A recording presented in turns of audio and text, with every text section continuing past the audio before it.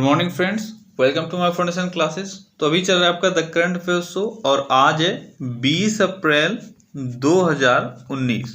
तो चलिए 20 अप्रैल 2019 के जो भी इम्पोर्टेंट करंट अफेयर्स के क्वेश्चंस हैं वो सब अभी हम लोग कवर करेंगे। तो आज का आपका पहला क्वेश्चन है कि निम्नलिखित में से किस महिला अंतरिक्ष यात्री द्वारा 328 दिन तक अंतरिक्ष में रहने का रिकॉर्ड बनाया गया है। तो किस महिला अंतरिक्ष यात्री के द्वारा ये रिकॉर्ड बनाया गया है? ये बनाया गया है क्रिस्टीना कोच के द्वारा। क्रिस्टीना कोच, ठीक है। क्रिस्टीना कोच के मिशन की अवधि में विस्तार होने के साथ साथ अब अंतरिक्ष स्टेशन में 328 दिन बिताने का इसने नया रिकॉर्ड बनाया है, ठीक है। किसी भी महिला द्वारा एकल अंतरिक्ष यान में बिताया गया यह सबसे लंबा समय होगा। बहुत इंपॉर्टेंट है आपके आने वाले किसी भी एग्जाम पॉइंट ऑफ व्यू से। कितना दिन है? 328 दिन। नाम क्या है? क्रिस्टीना कोच, ठीक है। अगला क्वेश्चन है कि निम्नलिखित में से कौन सी भारतीय महिला ब्रिटेन की फेलो रॉयल सोसाइटी की सदस्य बनने वाली 358 वर्ष के इतिहास में पहली महिला बनी है? तो कौन है वो हैं गगनदीप कंग। ब्रिटेन के 358 वर्ष के इतिहास में पहली बार कोई महिला ब्रिटेन की फेलो रॉयल सोसाइटी की सदस्य बनी है। क्या नाम है इनका? गगनदीप कंग, ठीक है। गगनदीप कंग यह भारतीय मूल की वैज्ञानिक हैं गगनदीप कंग, और रॉयल सोसाइटी में इनको अभी सदस्य बनाया गया है। अगला क्वेश्चन है कि हाल ही में किस यूनिवर्सिटी के एक स्टोर में 22 मिलियन वर्ष पुराने जानवर की जीवाश्म पाए गए हैं? एक यूनिवर्सिटी के एक स्टोर में 22 मिलियन वर्ष पुराने जानवर की जीवाश्म को देखा गया है, जीवाश्म को खोजा गया है। तो ये कौन सा यूनिवर्सिटी है? यह है ओहियो यूनिवर्सिटी। कौन सा यूनिवर्सिटी है? ओहियो यूनिवर्सिटी, ठीक है। ओहियो यूनिवर्सिटी में ये जीवाश्म मिला है। और किस जानवर का है यह जीवाश्म? सिम्बकुआ कुतो का पिक्रा। क्या है नाम थोड़ा सा डिफिकल्ट है, आप इसको नोट डाउन कर लेना।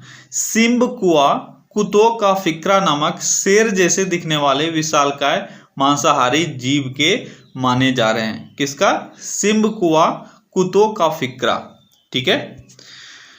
अगला क्वेश्चन है कि माली के प्रधानमंत्री का नाम क्या है जिन्होंने हाल ही में देश में उनके खिलाफ बढ़ रहे जनाक्रोश के चलते इस्तीफा दे दिया? तो माली के प्रधानमंत्री जिन्होंने इस्तीफा दे दिया उनका नाम क्या है? उनका नाम है सेमूल बेउबे मेगा। क्या नाम है इनका? सेमूल बेउबे मेगा। माली के बिगड़ते सुरक्षा स्थिति को देखते हुए इन्होंने इस्तीफा दे दिया। अगला क्वेश्चन है कि दिल्ली मेट्रो को किस राज्य में स्थित रेवा मेगा सौर ऊर्जा परियोजना से बिजली मिलनी शुरू हो गई है। यानी आपको यहाँ पे ये बताना है कि रेवा मेगा सौर ऊर्जा परियोजना किस राज्य में स्थित है? ये स्थित है मध्य प्रदेश में। और रेवा मेगा सौर ऊर्जा परियोजना जो है इसी से अब दिल्ली मेट्रो को बिजली मिलेगी, ठीक है। तो आपके लिए दोनों इंपॉर्टेंट है कि दिल्ली मेट्रो को कहाँ से बिजली मिलेगी? ये मिलेगी रेवा मेगा सौर ऊर्जा परियोजना के तहत। और आपको ये भी पता होना चाहिए कि ये कहाँ स्थित है। तो ये स्थित है मध्य प्रदेश में, ठीक है। और अब अगर मैं बात करूं तो 20 अप्रैल से 27 मेगावाट, कितना? 27 मेगावाट बिजली मिलेगी किसको? दिल्ली मेट्रो को यहाँ से, ठीक है। अगला क्वेश्चन है, अगले क्वेश्चन से पहले जो अभी मैंने ऊपर आपको बताया हुआ था ओहियो यूनिवर्सिटी, उसके तभी मैं भूल गया था। ओहियो यूनिवर्सिटी है कहाँ? तो ये है यूएसए में, ये भी आप याद रखना, यूएसए में ओहियो यूनिवर्सिटी, ठीक है। चलिए बढ़ते हैं अगले क्वेश्चन की तरफ। अगला क्वेश्चन है कि विश्व प्रेस स्वतंत्रता सूचकांक 2019 में भारत निम्न में से कितने स्थान पर है? तो विश्व प्रेस स्वतंत्रता सूचकांक में भारत कितवें स्थान पे है? कितवें स्थान पे है? यह है 140वें स्थान पे। तो प्रेस स्वतंत्रता सूचकांक में पिछले वर्ष की तुलना में 2 स्थान की गिरावट आई है, ठीक है। और इस बार कितने पे पहुंच गया है? ये पहुंच गया है 140वें स्थान पर। अगला क्वेश्चन है कि भारत में किस देश के उच्चायुक्त रह चुके सोहेल महमूद ने 17 अप्रैल 2019 को देश के नए विदेश सचिव का पदभार संभाल लिया? यह है पाकिस्तान। तो पाकिस्तान के नए विदेश सचिव कौन है? ये हैं सोहेल महमूद। अगला क्वेश्चन है कि भारत और वियतनाम के बीच 13 से 16 अप्रैल 2019 को कैमरन खाड़ी वियतनाम में आयोजित होने वाले नौसेना द्विपक्षीय अभ्यास का नाम क्या है? तो मैंने आपको ये बताया हुआ है, ये नाम क्या है? ये है INVPN बाइलेट एक्स। इंडियन नेवी, VPN मीन्स क्या हो गया? ये हो गया Vietnam People's Navy bilateral exercise, ठीक है। और ये हो कहाँ रहा है ये भी आपको याद रहना चाहिए, कैमरन खाड़ी जो वियतनाम में स्थित है वहां पे आयोजित किया गया है। अगला क्वेश्चन है कि निम्नलिखित में से किसने बैंकिंग और वित्तीय क्षेत्र के लिए 5G उपयोग के लिए लैब लॉन्च किया है? ये किसने किया है? ये क्या है? Institute for development and research in banking technology ने। किसने किया है? Institute for development and research in banking technology ने 5G उपयोग के लिए लैब लॉन्च किया है। अगला क्वेश्चन है कि अप्रैल 2019 में 7वां चीन अंतर्राष्ट्रीय प्रौद्योगिकी मेला कहाँ आयोजित किया गया था? 7वां चीन अंतर्राष्ट्रीय प्रौद्योगिकी मेला कहाँ आयोजित किया गया था? ये किया गया था संघाई में। कहाँ आयोजित किया गया था? संघाई में। अगला क्वेश्चन है कि 2019 के लिए भौगोलिक संकेत यानी GI टैग प्राप्त करने वाले 14 उत्पादों में डैश का जूराफूल शामिल है। तो जूराफूल कहाँ का एक GI टैग प्राप्त हुआ है? कहाँ का प्राप्त हुआ है GI टैग जूराफूल को? ये है छत्तीसगढ़ का, ठीक है। देखो 2019 में बहुत सारे ऐसे चीज हुए हैं जिनको GI टैग प्रदान किया गया है। इसमें से टोटल 14 उत्पाद बहुत ही इंपॉर्टेंट है जो आपको याद रखना है, ठीक है। जैसे मैं एक बार बता देता हूँ थोड़ा बहुत नाम जो आपको याद रखना है। जैसे हिमाचल प्रदेश है, ठीक है। हिमाचल प्रदेश का काला जीरा, आप याद रखना, काला जीरा ये कहाँ का है? ये है हिमाचल प्रदेश का, इसको GI टैग प्राप्त है। छत्तीसगढ़ का जीरा फूल, ये जो जीरा फूल अभी आपने देखा जो मैंने अभी पूछा हुआ था, जीरा फूल ये है छत्तीसगढ़ का। और ओडिशा का कंदमाल हल्दी, ठीक है, ओडिशा का कंदमाल हल्दी, ठीक है। ये बहुत ही इंपॉर्टेंट है जो आपको याद रखना है। इसके साथ साथ ही और ऐसे टोटल अगर आप बात करो तो 14 ऐसे प्रोडक्ट हैं जिनको 2019 का मैं सिर्फ बात कर रहा हूँ, 2019 में GI टैग प्रदान किया गया है। इसके अलावा मैंने आपको पहले भी बताया होता है, जैसे कर्नाटक का कुर्ग अरेबिका कॉफी, ठीक है, केरल का वायनाड रोबास्टा कॉफी, आंध्र प्रदेश का अक्रू वैली अरेबिका, और कर्नाटक की एक और थी सुपारी, सिरसी सुपारी, है ना। ये सब मैंने आपको बताया होता कि इन सब का मिला हुआ है। तो GI टैग आपके लिए इंपॉर्टेंट है क्योंकि बहुत सारी चीजों को GI टैग इस बार मिला है। अगला क्वेश्चन है कि डैश पुलिस ने राष्ट्रीय राजधानी में ध्वनि प्रदूषण और भीड़ भाड़ की घटनाओं को रोकने के लिए एहतियात के तौर पर 2 हेल्पलाइन नंबर शुरू किया है। तो वह कौन से पुलिस है? वह है आपका दिल्ली पुलिस, ठीक है। दिल्ली पुलिस ने राष्ट्रीय राजधानी में ध्वनि प्रदूषण और भीड़भाड़ की घटनाओं को रोकने के लिए और इसके लिए एहतियात बरतने के लिए 2 हेल्पलाइन नंबर चालू किया है। और ये दोनों नंबर कौन सा है? ये 155270 और दूसरा है 155271, ठीक है। अगला क्वेश्चन है कि दिल्ली पुलिस के एक अधिकारी को उनकी पुस्तक डैश के लिए अप्रैल 2019 में पंडित गोविंद बल्लभ पंत पुरस्कार से सम्मानित किया गया। बहुत इंपॉर्टेंट क्वेश्चन है, आप पुरस्कार का नाम भी याद रखना, पंडित गोविंद बल्लभ पंत पुरस्कार। पंडित गोविंद बल्लभ पंत पुरस्कार 2019 में किसको मिला? तो ये मिला है संविधान काव्य को। संविधान काव्य ये बुक का नाम है और जो इनके राइटर है उनको ये मिला, उनका नाम है सुनील कुमार गौतम। क्या नाम है? सुनील कुमार गौतम, ठीक है, सुनील कुमार गौतम को मिला संविधान काव्य के लिए पंडित गोविंद बल्लभ पंत पुरस्कार। अब आपके लिए ये इंपॉर्टेंट इसलिए है क्योंकि नाम देखो बुक का, ये है संविधान काव्य। इन्होंने यानी सुनील जी ने इस पूरे संविधान को एक काव्य के रूप में प्रस्तुत करने का कोशिश किया है, यानी कविता के रूप में प्रस्तुत करने का कोशिश किया है। इसमें शायद टोटल 368 वर्ष हैं, ठीक है, जो कविता का जो यूज किया जाता है, ठीक है, वो उसका नंबर है 368। और संविधान को पोएट्री के फॉर्म में इन्होंने प्रस्तुत किया है, ठीक है। ये इस बुक को रिलीज किया गया था 2016 में इसको रिलीज किया गया था पौंडीचेरी में, ठीक है, किरण बेदी के द्वारा। और अभी 2019 में आके इनको पंडित गोविंद बल्लभ पंत पुरस्कार से सम्मानित किया गया। अगला क्वेश्चन है कि हाल ही में जेरी कॉब का निधन हो गया, वह एक थी। तो जेरी कॉब क्या थी? वह एक पायलट थी। क्या थी? पायलट थी। इंपॉर्टेंट है, आप याद रखना, क्योंकि नासा की पहली महिला अंतरिक्ष यात्री अभ्यर्थी थी ये। ठीक है, नासा की पहली महिला अंतरिक्ष यात्री अभ्यर्थी कौन थी? ये थी जेरी कॉब। और 1961 में अंतरिक्ष यात्री का परीक्षण पास करने वाली पहली महिला ये बनी थी। लेकिन आपको पता है कि पहली महिला जो अंतरिक्ष में गई वो कौन थी? उनका नाम आप कमेंट में बताओ। अगला क्वेश्चन है कि 13 अप्रैल 2019 को जालियांवाला बाग नरसंहार के डैश वर्ष को चिन्हित करते हुए नई दिल्ली में पंजाबी कविता खूनी वैसाखी के अंग्रेजी अनुवाद वाली एक पुस्तक का विमोचन किया गया। तो खूनी वैसाखी, सबसे पहली बात आपको यहां से ये क्लियर करना है, खूनी वैसाखी ये किस भाषा में है? यह पंजाबी भाषा में है। ठीक है, पंजाबी कविता है खूनी वैसाखी।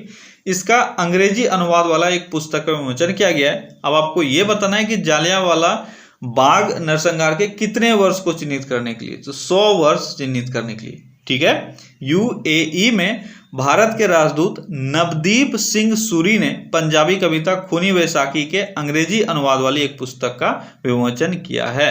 ठीक है, और कविता का अनुवाद सूरी द्वारा किया गया था, यानी अभी जो मैंने आपको बताया नवदीप सिंह सूरी, तो नवदीप सिंह सूरी के द्वारा ही इस कविता का अनुवाद किया गया है, जिनके दादा नानक सिंह ने जालियांवाला बाग उत्तरजीवी ने घटनाओं को देखने के बाद इसे लिखा था।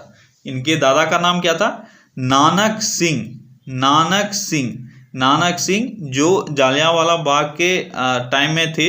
उन्होंने इस पूरे घटना को देखते हुए उसके बाद ये कविता लिखा था। क्या नाम था? खूनी वैसाखी। और खूनी वैसाखी का जो अंग्रेजी वर्जन था ये इसको अनुवाद किसने किया? सूरी ने, यानी नवदीप सिंह सूरी ने। अगला क्वेश्चन है कि डैश राज्य और संघ राज्य के क्षेत्र अब तक एकल आपातकालीन हेल्पलाइन नंबर 112 के पैन इंडिया नेटवर्क में शामिल हो चुके हैं, जिस पर संकट में किसी से भी तत्काल सहायता मांगी जा सकती है। तो कितने हैं वो हैं 20 राज्य और संघ शासित क्षेत्र में अब तक ये 112 जो 112 है हेल्पलाइन नंबर, इसमें इसके साथ ये जुड़ चुके हैं। ठीक है, ये भी आपको इंपॉर्टेंट है, आपको याद रहना चाहिए। 112 ये पुलिस हेल्पलाइन नंबर है फायर के लिए। अब देखो 112 पुलिस हेल्पलाइन नहीं, 112 तो सभी चीजों के लिए हेल्पलाइन नंबर है। आपातकालीन इसको नंबर कहते हैं। आप 112 पे कॉल करके पता कर सकते हो, आप कोई भी कंप्लेंट दर्ज कर सकते हो, वो लोग वहां से फिर देख लेंगे। लेकिन पुलिस हेल्पलाइन नंबर जो है वो है 100, फायर के लिए है 101, और महिला आपातकालीन हेल्पलाइन यानी महिलाओं को कोई भी तरह का अगर कोई संकट है तो 1090 पे डायल कर सकते हैं। ठीक है, इस तरह का बहुत सारे नंबर्स हैं। और कभी कभी आपसे पूछा जाता है कि अमेरिका में कौन सा हेल्पलाइन नंबर, क्योंकि वहां पे बहुत पहले से चालू है। अमेरिका में हेल्पलाइन नंबर था 911। ठीक है, ये भी एक बार एग्जाम में पूछा गया है। वहीं से देखते हुए बहुत सारे देशों ने फिर इसको कॉपी किया है। ठीक है, तो अपने देश में अभी 1 हेल्पलाइन नंबर जो ऑल इन वन है 112, इसको थोड़ा सा और प्रोत्साहन मिला है, क्योंकि 20 राज्य और केंद्र शासित प्रदेशों ने इसको अपनाया है। अगला क्वेश्चन है, किस देश ने अप्रैल 2019 में अमेरिका से अंतरिक्ष में अपना पहला उपग्रह सफलतापूर्वक लॉन्च किया? किस देश ने किया? ये किया नेपाल ने। नेपाल ने 18 अप्रैल 2019 को अमेरिका से अपना पहला उपग्रह, इसका नाम है नेपाली सेट। क्या नाम है? नेपाली सेट 1। नेपाली सेट 1 नाम याद रखना, नेपाल का ये पहला है। नेपाली सेट 1 अंतरिक्ष में सफलतापूर्वक प्रक्षेपित कर दिया। किसके मदद से? अमेरिका के मदद से। ठीक है, अगला क्वेश्चन है कि सीबीडीटी के अध्यक्ष अभी कौन है? सीबीडीटी के अध्यक्ष, तो सीबीडीटी के अध्यक्ष कौन है? सबसे पहले सीबीडीटी का फुल फॉर्म आपको पता होना चाहिए। सीबीडीटी है क्या? यह central board of direct taxes, central board of direct taxes. इसके अध्यक्ष अभी कौन है? तो इसके अध्यक्ष अभी हैं प्रमोद चंद्र मोदी। कौन है? प्रमोद चंद्र मोदी। अब आप में से बहुतों ने मारा होगा सुशील चंद्र। सुशील चंद्र फरवरी 2019 तक ही थे। फरवरी 2019 के बाद प्रमोद चंद्र मोदी हैं। ठीक है, प्रमोद चंद्र मोदी। देखो मेरा ये जो लास्ट का 3 क्वेश्चन होता है इसको इंक्लूड करने का मोटिव भी यही है कि आप करंट जो पोस्ट वगैरह हैं उनसे अपडेटेड रहो, और उनके बारे में जो थोड़ा बहुत डिटेल में बताता हूँ वो बहुत ही इंपॉर्टेंट होता है, वो आप जरूर याद रखा करो, क्योंकि आपसे बहुत ज़्यादा डेप्थ में क्वेश्चन जरूरी नहीं पूछा जाए, लेकिन जो ऊपर ऊपर का क्वेश्चन है, जो 4-5 क्वेश्चन हर एक फील्ड से बनते हैं वो आपको आने ही चाहिए। ठीक है, तो सीबीडीटी का अभी वर्तमान अध्यक्ष कौन है? ये है प्रमोद चंद्र मोदी। ठीक है, अगला क्वेश्चन है कि यूआईडीएआई के अध्यक्ष कौन है? यूआईडीएआई का फुल फॉर्म क्या होता है? ये होता है unique identification authority of India. ठीक है, इसीलिए आपका होता है UIDAI, unique identification authority of India. ठीक है, इसके वर्तमान अध्यक्ष अभी कौन है? तो ये है जय है ये। ठीक है, जे सत्यनारायण। तो जे सत्यनारायण अभी यूआईडीएआई के अध्यक्ष हैं। यूआईडीएआई का फुल फॉर्म आपने सीख लिया। अब देखो यहाँ से यूआईडीएआई से थोड़ा बहुत इंपॉर्टेंट पॉइंट है जो आपको याद रखना है। इसका गठन कब हुआ था? इसका गठन हुआ था 2009 में, और इसने पहला जो यूनिक आइडेंटिफिकेशन नंबर है वो जारी किया 2010 में। तो क्वेश्चन को बहुत ही ध्यान से आपको पढ़ना होता है। यहाँ पे अगर दिया कि यूआईडीएआई का गठन कब हुआ? 2009 में। यूआईडीएआई ने पहला यूनिक आइडेंटिफिकेशन नंबर कब जारी किया? तो ये किया 2010 में। ठीक है, अब एक और चीज इसमें, अभी आपको पता है कि आपका जो आधार बनता है वो कौन बनाती है? तो वो यूआईडीएआई बनाती है। तो आधार बनाने वाली संस्था के रूप में इसको हम लोग कब से जानते हैं? तो ये है 2016। एक्चुअली में देखो है क्या कि 2009 में जो इसका गठन हुआ वो क्या किया था? योजना आयोग के एक आप बोल सकते हो इसको हेल्पिंग ऑफिस के तरह से। ठीक है, योजना आयोग के साथ ये एडजेसेंट ऑफिस था एक। ठीक है, लेकिन 2016 में इसको एक अपना अस्तित्व मिल गया, स्टेटरी पोजीशन मिल गया 2016 में, और 2016 के बाद से ये आधार बनाना चालू कर दी यूआईडीएआई, जो अभी स्वतंत्र रूप से काम कर रही है। तो दो जो डिफरेंस है वो आपको याद रखना है। ठीक है, स्टेटरी दर्जा कब मिला? ये मिला 2016 में, लेकिन इसका गठन हो गया था 2009 में। इसका हेडक्वार्टर कहाँ है? इसका हेडक्वार्टर है न्यू दिल्ली। ठीक है, और आधार नंबर का अगर मैंने बात किया है तो आपको पता होना चाहिए आधार नंबर कितने डिजिट का होता है? तो ये होता है 12 डिजिट का। अगला क्वेश्चन है सीबीएफसी के अध्यक्ष कौन है? सीबीएफसी, देखो जानबूझकर मैंने सबका शॉर्ट फॉर्म इंक्लूड किया है क्योंकि यहाँ से आपको फुल फॉर्म समझना है। अगर आप नहीं समझ पा रहे हो तो आपको अभी याद करना होगा, क्योंकि एग्जाम में आप फंस जाओगे अगर आप याद नहीं करोगे। तो सीबीएफसी के अध्यक्ष अभी कौन है? सीबीएफसी का फुल फॉर्म क्या हो गया? सीबीएफसी का फुल फॉर्म हो गया central board of film certification. ठीक है, central board of film certification, ये हो गया सीबीएफसी का सीबीएफसी का फुल फॉर्म। अब सीबीएफसी का देखो शुरुआत में जो इसका फुल फॉर्म था वो था central board of film sensor. ठीक है, central board of film sensor. शुरुआत में जब इसका गठन हुआ था उस वक्त इसका नाम यही था, लेकिन बाद में इसको चेंज करके किया गया central board of film certification. ठीक है, और इसके अभी अध्यक्छ कौन है? इसके अभी अध्यक्ष हैं प्रसून जोशी। इसका गठन कब हुआ था सीबीएफसी का? इसका गठन हो गया था 1951-52 में। 51-52 में इसका गठन हो गया था, और इसका हेडक्वार्टर है मुंबई। ठीक है, और प्रसून जोशी इसके अध्यक्ष हैं, मैंने बताया। एक और क्वेश्चन, एक इंपॉर्टेंट क्वेश्चन जो आपसे इससे पूछा जा सकता है वो ये है कि ये किस मिनिस्ट्री के अंतर्गत आता है? बहुत ही इंपॉर्टेंट है, आप याद रखना किस मिनिस्ट्री के अंतर्गत आता है। ये है ministry of information and broadcasting. Ministry of information and broadcasting. ठीक है, ministry of information and broadcasting, इसके अंतर्गत ये आता है, ministry of information and broadcasting. तो देखो जितना जरूरी है मैं उतना बता रहा हूं। बताने का तो बहुत सारी चीजें हैं जो मैं इसके बारे में एक्सप्लेन करूं बेवजह का, लेकिन जरूरत उसका नहीं है। आपको इन चीजों का बहुत ही जरूरत है जो मैं बता रहा हूं, तो इसलिए आप इसको अच्छे से याद रखा करो। ठीक है, चलिए अब बढ़ते हैं। कल का जो मैंने आपको क्वेश्चन पूछा था उसका सही आंसर, कल मैंने आपको जो क्वेश्चन पूछा था उसका सही आंसर है तूतीकोरिन। क्या पूछा था मैंने पूछा था कि ग्रीनम एनर्जी ने अपना पहला तैरता हुआ सौर संयंत्र कहाँ लगाया है? तो ये है तूतीकोरिन में। और आज का क्वेश्चन ऑफ द डे है जो आपको कमेंट में आंसर करने हैं वो ये है कि नासा के किस मिशन द्वारा पता लगाया गया है कि शनि ग्रह के चांद टाइटन पर मीथेन की गहरी झील भी मौजूद है? आपको इसको आंसर करना है कमेंट में। ठीक है, तो ओके फ्रेंड्स, तो आज के सेशन में बस इतना ही। चलिए कल फिर से मिलते हैं अगले सेशन में। Till then take care, bye bye.